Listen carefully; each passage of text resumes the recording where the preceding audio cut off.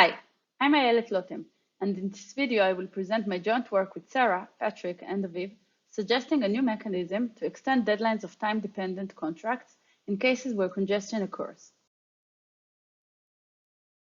Many smart contract applications, such as payment channels, auctions, and voting systems, often involve a mechanism in which some party must respond to a challenge or appeal some auction within a fixed time limit. For example, in the case of auctions, a bid must be received before the end of the auction in order to be considered valid. Another example is in payment channels, where two parties can lock money in a channel between them and then make off-chain payments.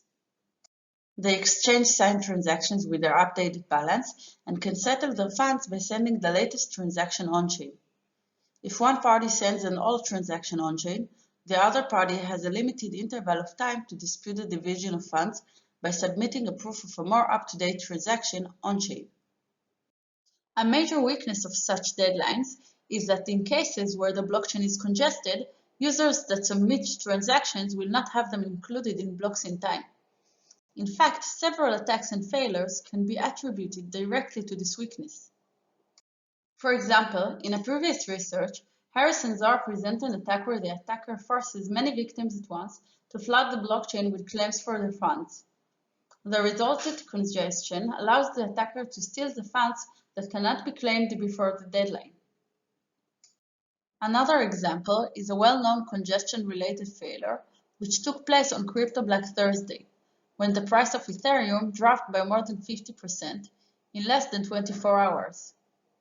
This led to a panic sale of coins and increased congestion. This triggered many MakerDAO auctions to liquidate collateral, and due to the inability of many bidders to send transactions and participate, tokens were purchased at almost no cost. This was leveraged by one user to gain $8.3 million worth of ETH.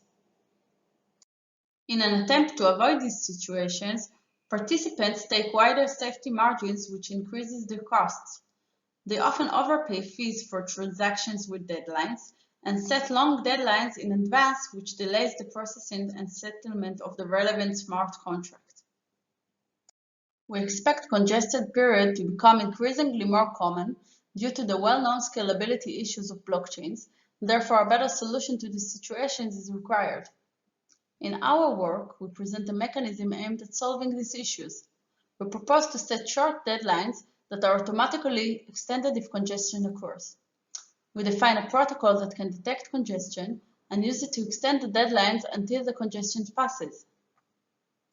We begin with formalizing the problem, starting with the notion of challenge response protocols.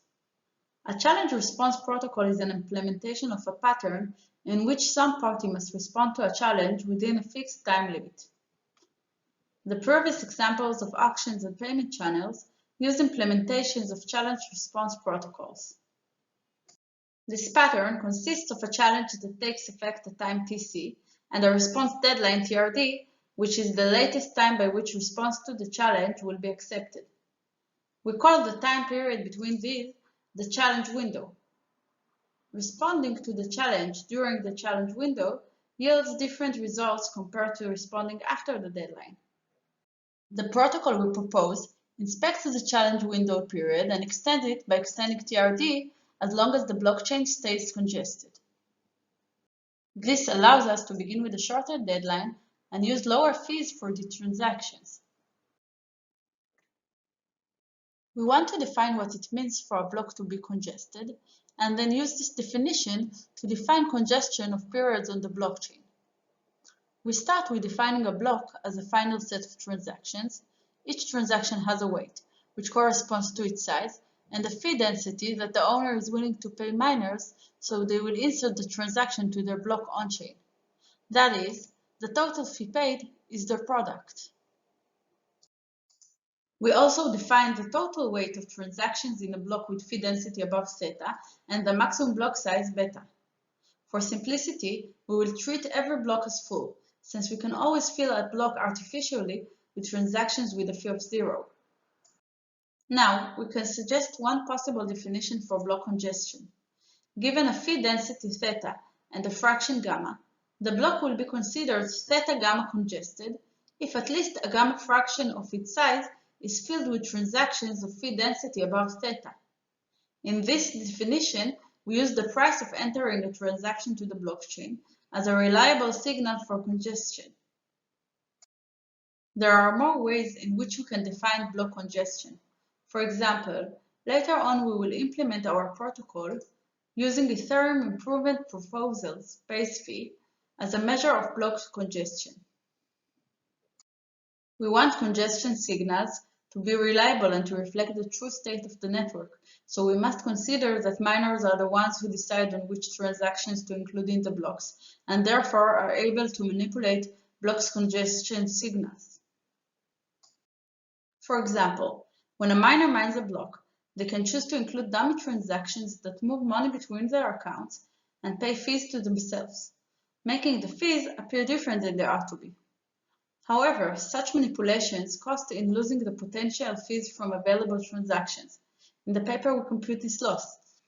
Also, miners are limited by their computational power. They can't manipulate any block at any time. In this work, we denote the computational power of an adversary by alpha, which means that each block has a probability alpha to be mined by the adversary and 1 minus alpha to be mined by others. We need a few more definitions before we can move to define congestion over periods on the blockchain. A period is a non-empty sequence of consecutive blocks in the blockchain. A congestion vector of the period consists of the congestion signals of its blocks. Now, we would like to define what it means for a period to be uncongested, meaning it is considered not congested, relying on the definition that we picked for block congestion. Intuitively, a period will be uncongested if some threshold of blocks in it is not congested. We define an uncongestion period protocol as a function that takes as input a binary series representing the congestion signal of the blocks in the examined time period. It will return 0 if the period is congested and 1 otherwise. This function can furthermore be extended to also provide information such as a proof of uncongestion in the relevant case. We wish to find an efficient protocol that can provide a compact and easy to verify proof. Before we propose different protocols, we examine what properties we would like the protocol to maintain. The first one is monotonicity, which says that if a period is considered uncongested under a certain protocol, then any extension of this period will also be considered uncongested. A monotone protocol is easier to verify as the prover only needs to select a portion of blocks from the time period in order to prove uncongestion. Furthermore, a monotone protocol is more secure, in the meaning that the prover can go offline and prove uncongestion when they come back online by choosing any uncongested period from the time they were offline. Now, if we go back to the illustration of challenge response protocols, since we are granting extensions to deadlines of congested periods, we can start in advance with a shorter deadline. Now let's say that a response was submitted after this deadline. Then monotonicity allows us to examine the period between the beginning of the challenge and the entry of the response on-chain, and ensures that if this period was congested, then any sub-period was also congested. Hence, extensions were granted and the response will be considered valid. Another property we wish to have is robustness against manipulation attacks. We previously saw that miners can manipulate blocks congestion signals. Let's formalize this attack. We consider an adversary with alpha computational power, meaning each block has a probability alpha to be controlled by him. Now, we make a simplifying assumption that the blockchain is p-congested, meaning that blocks are congested independently with probability p. This means that a congestion vector of a period p chosen at random has a binomial distribution. This is not the situation in reality. In reality, congestion is often changing and is usually correlated when considering several consecutive blocks. But we leave more complex models of congestion for future work. With this assumption, we can now study two types of attacks. The first is a congestion attack, in which the adversary tries to manipulate a given period into a congested period, and the second is an uncongestion attack, in which it does the opposite. We will examine the robustness of protocols to both attacks for a period chosen at random in a P-congested blockchain. We will assume P is close to 0 in the congestion attack, which means most blocks are uncongested, and P close to 1 in the uncongested attack. All these allows us to formally define the robustness property of a protocol. We measure the protocol's robustness by the adversary's probability of winning each of the attacks. That is, given the information regarding the adversary's computational power, the congestion state of the blockchain, and the period length, we will want the adversary's probability to win each attack to be smaller than some threshold Q. We note that the two attacks may differ in their consequences.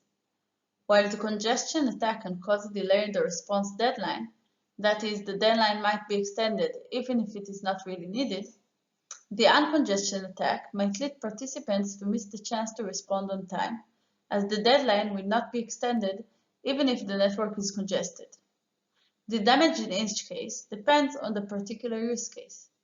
For example, in the case of payment channels, not responding on time is more severe and may lead to financial losses. We strive to achieve a high level of security for both types of attack. The last property we want to achieve is efficiency. First, we want the evidence needed to prove congestion of a period to be as concise as possible. Then, when we extend the period from P1 to P2, in order to check P2 for congestion, we don't want to recheck every block in P1, but rather aggregate this information. We want the extra information needed to be kept when checking the congestion signal of a period that has already been extended to be as concise as possible. Now that we have defined the basic terms and the properties we want our protocol to hold, we can propose different protocols. We assume we have already decided on a definition for single block congestion. So for example, if we look at a period PE of size n, we can decide for each block whether it is congested or not. We colored in red the congested ones and in green the uncongested. Now, given this binary series, we want to decide whether the period is uncongested. A naive suggestion might be to define a period to be uncongested if it has at least m blocks that are not congested in it, for some constant m. Such protocol is monotonic, but is not sufficiently robust to the attacks we presented previously. If we wait long enough, the probability of the adversary to control m blocks becomes very high, even if he has little computational power. In another protocol, we consider the percentage of blocks that are not congested. This improves the robustness, but is not monotonic. That's a problem, since, for example, we might have a period in which all blocks are uncongested during the first part of the period, and congestion begins in the second part. Then we might get that the beginning of the period will be considered uncongested, while the whole period may not. This means that although there was a fair chance to respond to the challenge, the period will still be extended.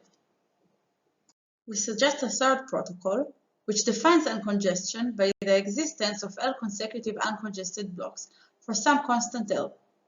This protocol is monotonic, but is it also sufficiently robust? We compute the robustness of this protocol, starting with the uncongestion attack. We want to compute the probability for an adversary to achieve L consecutive uncongested blocks in a period of size n chosen at random from a P-congested network. This means we have n blocks that without the intervention of our adversary, each is congested with probability P. In addition, the miner has a probability alpha to control a block. We can view this as the following random walk of n steps, and we want to compute the probability of the adversary to end up in the last state, which corresponds for reaching L consecutive uncongested blocks. In the paper, we define the corresponding transition matrix and compute the probability. We do the same to the opposite attack, of manipulating a period to be congested. Now that we have the probabilities of the attacker's success in each of the attacks, we can examine the robustness of the protocol for different values of L. In this figure, we assume an attacker with 33% of the computational power trying to manipulate a period of 1 day. Note that since congestion may cause period extension, we need to find a value for L that gives protection also for longer periods, up to the maximum extension we are willing to provide. The red curve corresponds to the congestion attack and the blue curve to the uncongestion attack. The results show that there is no value L that gives a probability of success less than 1% for both attacks. Therefore, we find this protocol not sufficiently secure. We propose a new protocol that generalizes the L consecutive blocks protocol and allows for longer observation windows with a relaxed condition for uncongestion. The sliding window protocol defines uncongestion by the existence of n consecutive blocks with k uncongested blocks among them. It is monotonic, and we will now show that it is more resilient to the attacks. We computed upper bounds on the probabilities of the attacker's success in each of the attacks. For a period of size n, we defined probabilistic events for each of the n minus capital N plus 1 different sliding windows and used probabilistic bounds to receive upper bounds. We computed the robustness of the protocol for 1 day to 1 hour sliding windows. We allowed periods to be extended up to 2 weeks, a reasonable time for congestion to pass. This figure presents the results, that is, upper bounds on the probabilities of an attacker to win each attack over Ethereum. We started with a period of 1 day that can be extended up to 2 weeks by maximum. We used the sliding window of 1 day and set k to be half of n. The figure presents the two upper bounds, one for each attack, for the different possible period lengths. For the protocol to be considered secure, we need low values in both curves for the different period lengths. That's because periods might be extended, and we want the extended periods to be secure against attacks as well. The probabilities in the graph are extremely low, showing the protocol to be very secure. Note that the blue curve is not horizontal. It is just that its values are smaller than 10 to the power of minus 323. We also stress that these are only upper bounds and that the actual probabilities are much lower. This table presents the probabilities for smaller sliding windows. The wider the sliding window is, the greater the protection. We provide examples of n and k values and the lower bounds on the level of protection they provide, but these are configurable and subject to the user's discretion. One can choose to increase the level of protection from one attack at the expense of the other, or to set a larger initial period length to increase the protection.